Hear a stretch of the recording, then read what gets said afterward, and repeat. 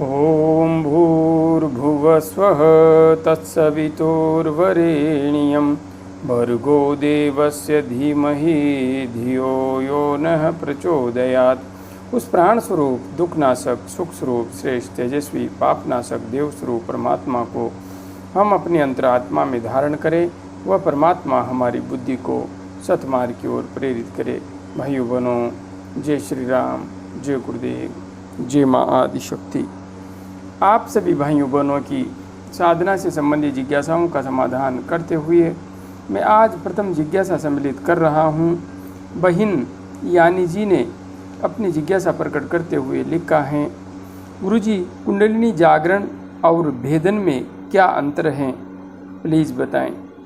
बहिन, कुंडलिनी जागरण का अर्थ है कि आपकी प्राण ऊर्जा सुषुम्ना मार्ग से ऊर्ध्व प्रवाहित होने लगी है, अर्थात जब मूलाधार चक्र में आपकी प्राण ऊर्जा सुषुम्ना मार्ग से प्रथमतया जागृत होती है, प्रविष्ट होती है, उस स्थिति को हम कुंडलिनी का जागरण कहते हैं।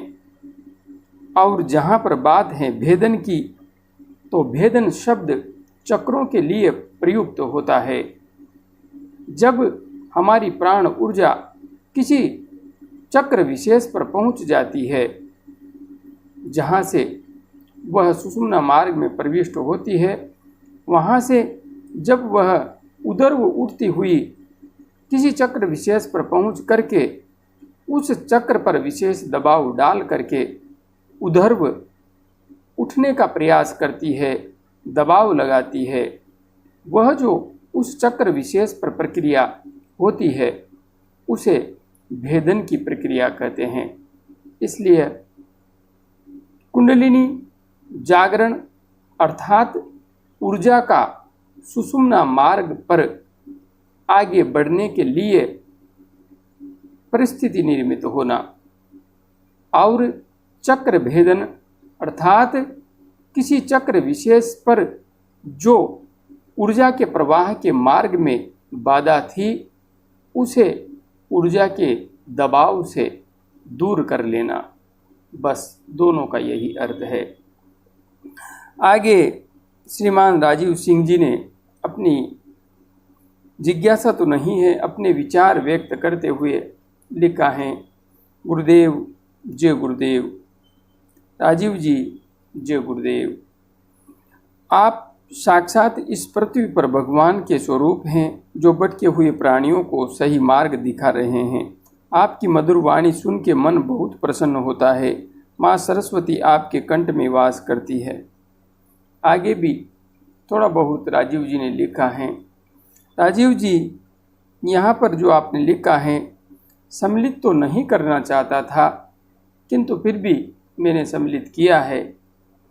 देखिए, इस संसार में भगवान बनने वालों की कोई कमी नहीं है। बस यहाँ पर यदि कमी है तो सच्चे इंसानों की कमी है। हम भगवान न बने, सिर्फ सच्चे इंसान ही बन जाएं, तो यह धरती माँ ही स्वर्ग से सुंदर हो जाएगी।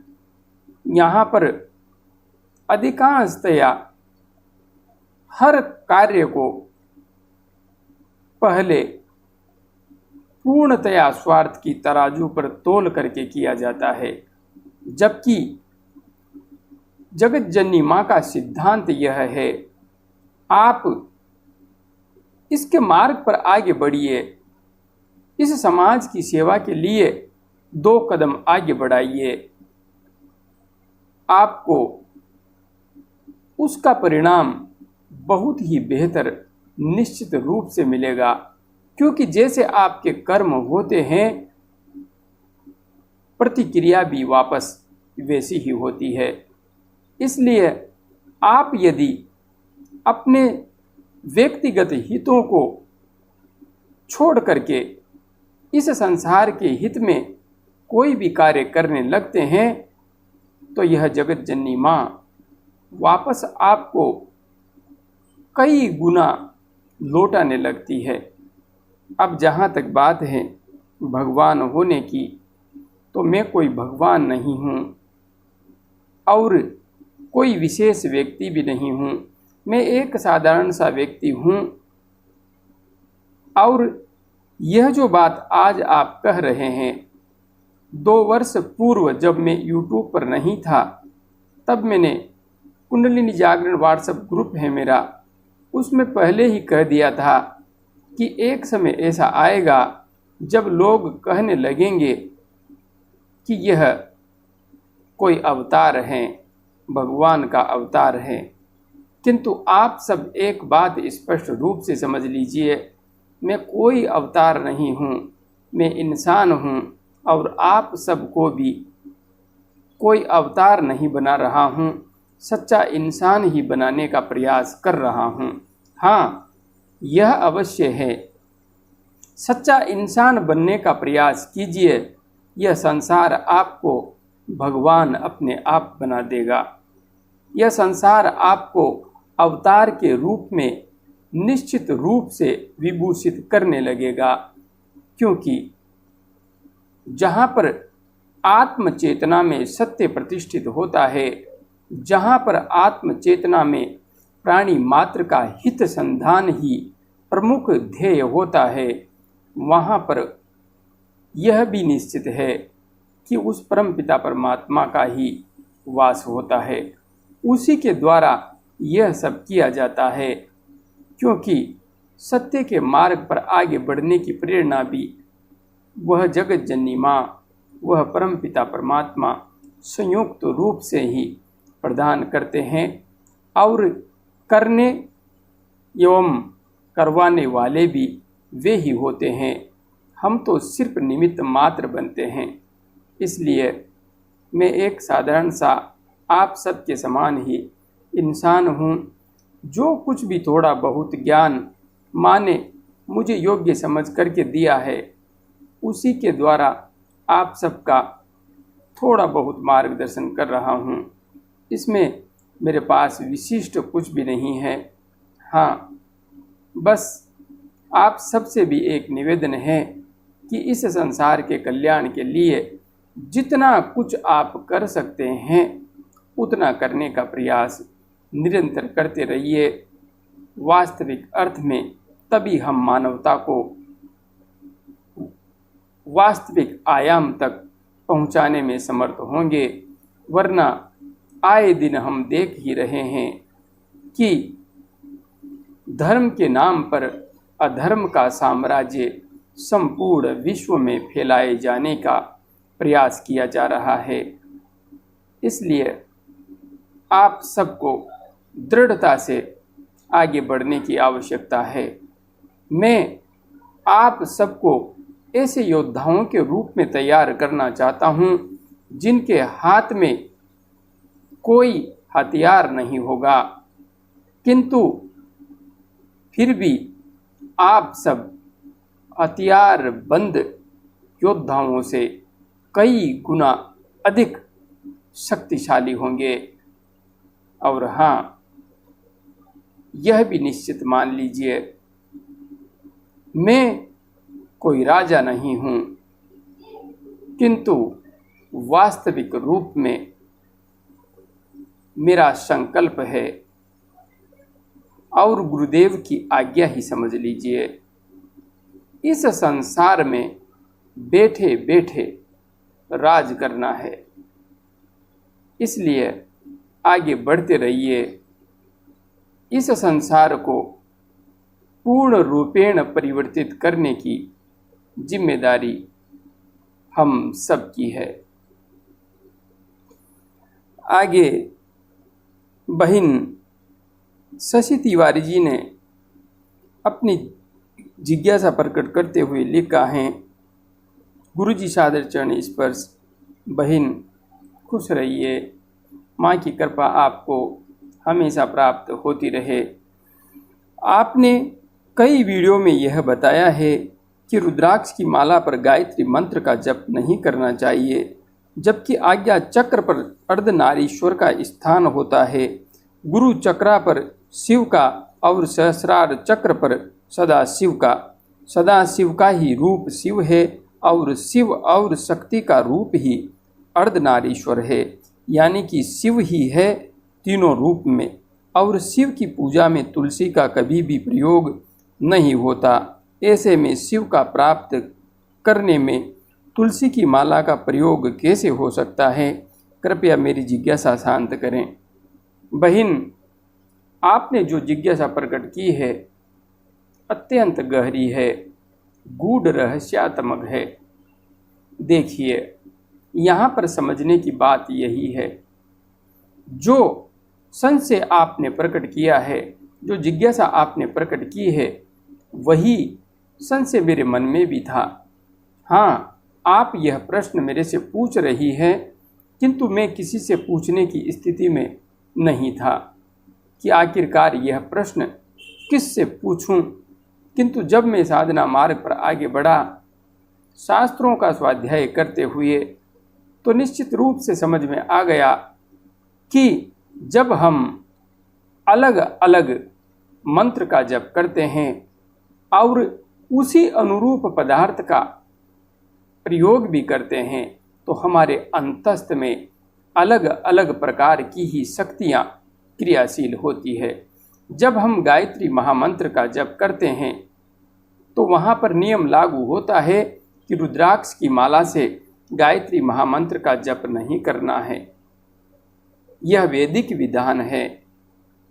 यहाँ पर जब हम गायत्री साधना करते हुए आगे बढ़ते हैं तो फिर जो आपने देव शक्तियों का स्वरूप आज्ञा चक्र, गुरु चक्र एवं सहस्रार चक्र पर बताया है, वह लागू नहीं होता है। वैदिक शब्दों के अनुसार जो आज्ञा चक्र स्थान है, यह स्थान ब्रह्म एवं शक्ति का है, अर्थात यह स्थान नाद ब्रह्म का है। नाद ब्रह्म का स्थान आज्ञा चक्र है। गुरु चक्र ब्रह्म का स्थान है और सहस्रार चक्र परब्रह्म का स्थान है।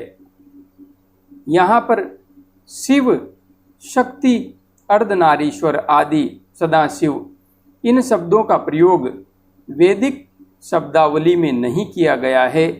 जिन शब्दों का आपने प्रयोग किया है, ये तंत्र का स्वरूप है और कुंडलिनी विशेष रूप से तंत्र ग्रंथों में ही प्रयुक्त किया गया शब्द है। वैदिक ग्रंथों में भी कुंडलिनी शब्द का वर्णन मिलता है, किंतु कुंडलिनी का विस्तृत विवेचन तंत्र ग्रंथों में ही है और वहाँ पर शिव एवं शक्ति के रूप में ही इसका विवेचन किया गया है। अब बात आती है कि रुद्राक्ष की माला का प्रयोग गायत्री महामंत्र में कैसे नहीं किया जा सकता। तो यह बहुत बड़ी बात है समझने की। आप यह जो संसार देख रही हैं, यह त्रिगुणात्मक है, सतोगुण, रजोगुण और तमोगुण। भगवान शिव और माता शक्ति तमोगुण के प्रतिनिधित्व करने वाले देव शक्तियाँ हैं। तमोगुण से संहार शक्ति आती है। जब आप तंत्र के माध्यम से आगे बढ़ते हैं, रुद्राक्ष की माला का प्रयोग करते हैं या रक्त चंदन की माला का प्रयोग करते हैं, ऐसी स्थिति में आपके अंदर मारण शक्ति आएगी। आप अपनी शक्ति का प्रयोग करके किसी व्यक्ति को दंडित कर सकते हैं, किंतु यदि आप तुलसी की माला का प्रयोग करते हुए, गायत्री महामंत्र का जप करते हुए ध्यान की गहराई को प्राप्त कर लेते हैं, समाधि में डूब भी जाते हैं, तो आप वरदान तो दे सकते हैं, किंतु आप किसी का विशेष अहित नहीं कर सकते। आपके पास मारण शक्ति नहीं होगी, आपके पास सृजन शक्ति होगी। आप निर्माण कर सकते हैं किंतु विध्वंस नहीं कर सकते। यही भेद है। आप गायत्री साधना कर रही हैं तो गायत्री साधना निर्माण शक्ति है, सृजन शक्ति है, विध्वंसात्मक शक्ति नहीं है। जब गायत्री मंत्र में विशेष संपुटों का प्रयोग किया जाता है तभी जाकर के गायत्री महामंत्र, गायत्री की शक्ति, विध्वंस करने की शक्ति भी अपने आप में धारण करती है और ऐसी स्थिति में माला भी बदलनी होती है। इसलिए यहाँ पर मुख्यतया समझने की बात यही है कि हम रोली का तिलक लगाते हैं और पीले चंदन का तिलक लगाते हैं। इन तिलकों का भी अपना महत्व है, वस्त्रों का भी अपना महत्व है, आसन का भी अपना महत्व है। ये सभी कोड वर्ड हैं ऊर्जा को आकर्षित करने के पीछे। किंतु हमने सत्य सनातन धर्म के ज्ञान को बिल्कुल विस्मृत कर दिया है। हमारा धर्म पूर्ण विज्ञान पर आधारित है, किंतु हमने उस विज्ञान को भुला करके धर्म के साथ बहुत बड़ा अन्याय किया है। इसी वजह से हमारा धर्म आज दयनीय दशा में खड़ा है। वरना सनातन धर्म से वैज्ञानिक धर्म इस संसार में अन्य कोई नहीं है। और हाँ, सनातन धर्म की शक्ति के आगे संसार में अन्य कोई धर्म, अन्य कोई संप्रदाय, अन्य कोई वर्ग कभी टिक भी नहीं सकता है। इसलिए बढ़ती रहिए इस मार्ग पर। हाँ, गायत्री महामंत्र का जप यदि आप कर रही हैं तो तुलसी की माला से ही कीजिए। और जब आप आज्ञा चक्र पर ध्यान करेंगी तो आप नाद ब्रह्म का गायत्री महामंत्र के माध्यम से जागरण करेंगी, उपासना करेंगी। जब आप गुरु चक्र पर ध्यान लगाएंगी तो यह आप ब्रह्म की उपासना करेंगी। और जब आप सहस्रार चक्र पर ध्यान लगाकर गायत्री महामंत्र का जप करेंगी तो आप परम ब्रह्म का ध्यान करेंगी, जप करेंगी। हाँ, रुद्राक्ष की माला आपके हाथ में आ गई। उस स्थिति में फिर आपको मंत्र में कुछ रूपांतरण निश्चित रूप से करना होगा, वरना आपको हानिकारक प्रभाव देखना होगा। आगे श्रीमान विशाल सिंह जी ने अपनी जिज्ञासा प्रकट करते हुए लिखा है, गुरुजी, आपने जो कुछ कहा वो सब स्टेज में पार कर चुका हूँ, लेकिन किसी रिजल्ट पर नहीं पहुँच पा रहा हूँ। क्या करूँ, प्लीज़ सजेस्ट करें। विशाल सिंह जी, आपने लंबे समय पहले भी अपनी जिज्ञासा प्रकट की थी। शायद उस समय भी मैंने आपको कुछ सुझाव दिया था। आज मैं आपको स्पष्ट सुझाव दे रहा हूँ। रिजल्ट पर आप कभी भी नहीं पहुँचोगे, कभी भी नहीं, क्योंकि रिजल्ट पर पहुँचना आसान नहीं है, सहज नहीं है। जिसे आप रिजल्ट मान रहे हैं वह रिजल्ट होता ही नहीं है। ऐसी ही स्थिति जैसी आपके साथ बीत रही है, सुखदेव मुनि के साथ भी बीती थी। और स्वयं वेद व्यास जी भी सुखदेव जी को समझा नहीं पाए थे। फिर वेद व्यास जी ने सुखदेव मुनि को इस विषय का वास्तविक ज्ञान प्राप्त करने के लिए महाराज जनक के पास भेजा था। और महाराज जनक ने जब सारी परीक्षा कर ली, उसके बाद में महाराज जनक ने कहा कि जो कुछ आप मेरे से जानने आए हैं वह तो आप सब कुछ जान चुके हैं, इसके आगे मेरे पास कुछ भी नहीं है।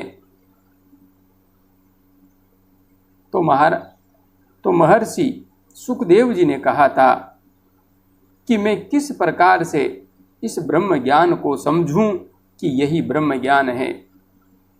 तो कहानी विस्तृत है, किंतु यहाँ पर मैं आपको सुझाव दे रहा हूँ, कुछ करने पर मत जाइए, जो कुछ कर रहे हैं उसे छोड़ दीजिए। आप सिर्फ और सिर्फ शांत हो जाइए।